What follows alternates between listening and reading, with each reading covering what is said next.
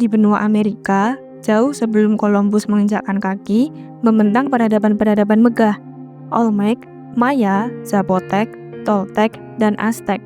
Mereka hidup di tanah yang subur namun penuh tantangan, gunung berapi, hutan lebat, dan iklim yang keras. Di tengah kondisi itu, kepercayaan spiritual menjadi pusat kehidupan, mengikat masyarakat, politik, dan alam dalam satu kesatuan. Masyarakat Mesoamerika melihat alam sebagai ruang sakral. Gunung adalah tempat para dewa, gua adalah pintu menuju dunia bawah, dan matahari adalah sumber kehidupan yang harus dijaga. Kalender mereka yang sangat presisi tidak hanya mengatur musim tanam, tetapi juga menentukan kapan upacara harus dilakukan demi menjaga keseimbangan kosmik. Setiap peradaban memiliki panteon dewa yang unik, namun banyak di antaranya saling berkaitan. Dewa matahari, dewa hujan, dewa jagung, dan dewa kematian adalah tokoh sentral. Bagi Maya, Itzamna adalah pencipta dan pelindung ilmu pengetahuan, sementara Kak mengatur hujan. Bagi Aztec, Huitzilopochtli adalah dewa matahari dan perang. Tlaloc menguasai hujan, dan Quetzalcoatl, ular berbulu, melambangkan kebijaksanaan dan kehidupan.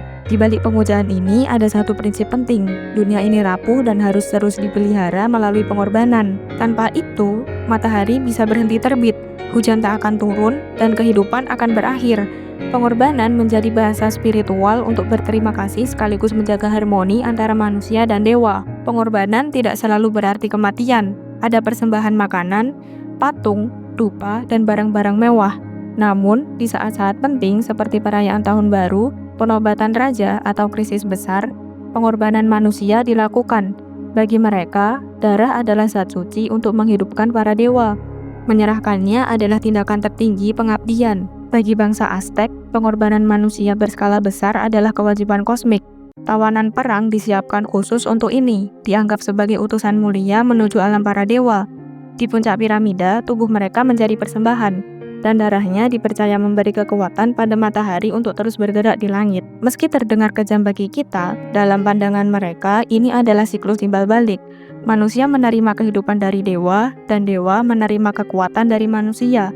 Tak ada yang mutlak memberi atau menerima, semua terikat dalam satu lingkaran abadi. Namun, kepercayaan ini juga membentuk struktur politik. Pemimpin tidak hanya berkuasa secara administratif, tetapi juga memegang peran religius. Mereka dianggap sebagai penghubung antara dunia manusia dan kosmos, bertanggung jawab menjaga keseimbangan itu. Kekuasaan mereka sah sejauh mereka mampu memenuhi kewajiban spiritual bangsa. Ketika penaklukan Spanyol tiba di abad ke-16, mereka membawa agama Katolik dan menolak praktik pengorbanan, menganggapnya barbar. Kuil dihancurkan, patung dewa dikubur, dan misa menggantikan upacara lama. Namun, warisan kepercayaan Mesoamerika tidak sepenuhnya hilang. Simbol-simbolnya hidup di balik tradisi lokal, festival rakyat, dan seni rakyat yang bertahan hingga kini. Mesoamerika mengajarkan bahwa hubungan antara manusia, alam, dan ilahi tidak selalu berbentuk doa atau kitab suci. Terkadang, ia hadir dalam tarian, dalam darah, dalam batu-batu piramida yang menghadap matahari. Dan di balik semua itu, ada keyakinan bahwa dunia ini adalah titipan yang harus dijaga, meski dengan harga yang paling mahal sekalipun. Bagaimana menurut kalian? Tulis komentar di bawah. Sekian, dan terima kasih.